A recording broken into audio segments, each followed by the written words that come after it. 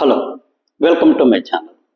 ఈరోజు వైఎస్ఆర్సీపీ ప్రభుత్వం పదే పదే ఏమాత్రం ఆధారాలు లేని అభియోగాలు ప్రస్తుత ప్రభుత్వం మీద చేయడం, తర్వాత దెబ్బతినడం జరుగుతూ ఉంది.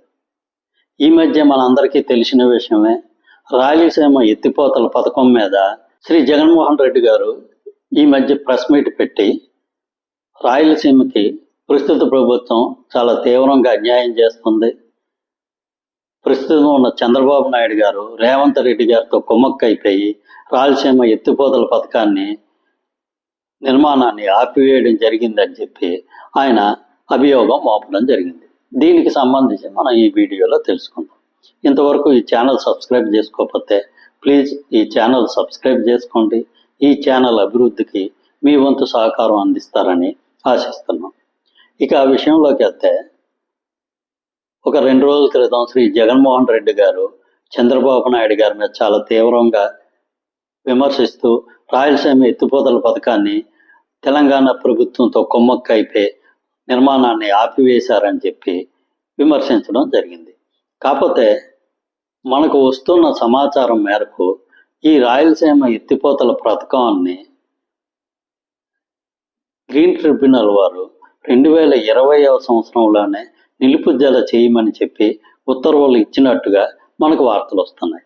కాకపోతే ఒక 4 రోజుల క్రితం శ్రీ రేవంత్ రెడ్డి గారు మాట్లాడుతూ చంద్రబాబు నాయుడు గారితో మాట్లాడి మేము రాయలసీమ ఎత్తిపోతల పథకం నిర్మాణాన్ని ఆపివేయించామని చెప్పి పత్రికాముఖంగా తెలియజేయడం జరిగింది.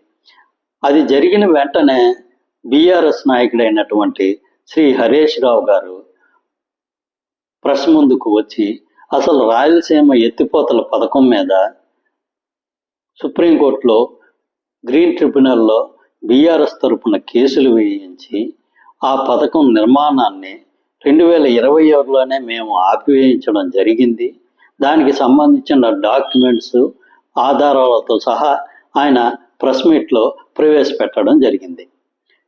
ఇక్కడ బీఆర్ఎస్ నాయకుడు హరీష్ రావు గారు డాక్యుమెంట్ ఎవిడెన్స్తో సహా వాళ్ళు కోర్టుకు వెళ్ళామని చెప్పి, కోర్టు ద్వారా మేము ఈ రాయలసీమ ఎత్తిపోతల పథకం నిర్మాణ కార్యక్రమాలు ఆపుదల చేశామని చెప్పి ఆయన ప్రెస్ మీట్లోనే చెప్పడం జరుగుతుంది, ఆధారాలతో సహా వివరించడం జరిగింది.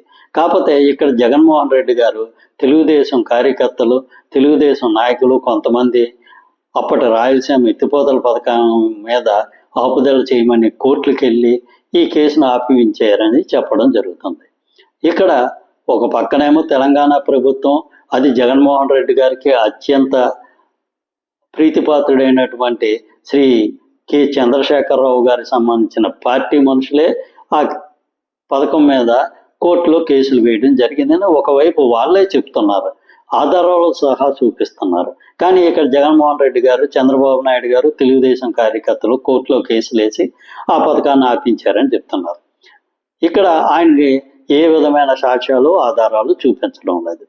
ఇలాగా ఏ విధమైన ఆధారాలు లేకుండా ప్రభుత్వం మీద అభియోగాలు చేస్తే ప్రతిసారి ప్రజలు నమ్ముతారు అనుకుంటే అది వైఎస్ఆర్సీపీ పార్టీ అవివేకం తప్ప భవిష్యత్తులో అది ఆ పార్టీకి ఏ విధంగానూ ఉపయోగకరంగా ఉండదు. కాబట్టి ఇకనైనా సరే ఏదైనా సరే కన్స్ట్రక్టివ్గా వాళ్ళ దగ్గర ఏదైనా ఆధారాలు ఉంటే ప్రభుత్వం మీద అభియోగాలు మోపితే దానిలో ప్రజల పట్ల సానుకూలత వస్తుంది తప్ప ఇలాగ ఊరికే ఏదో ఒకటి చెప్పేద్దాం, ఏదో ఒక విమర్శ చేద్దాం అని అనుకుంటే అది తిరిగి ఆ పార్టీకే నష్టం చేకూర్చే అవకాశం ఉంటుంది. Thank you. ఈ వీడియో నచ్చినట్లయితే ఈ ఛానల్ సబ్స్క్రైబ్ చేసుకోండి. Thank you very much.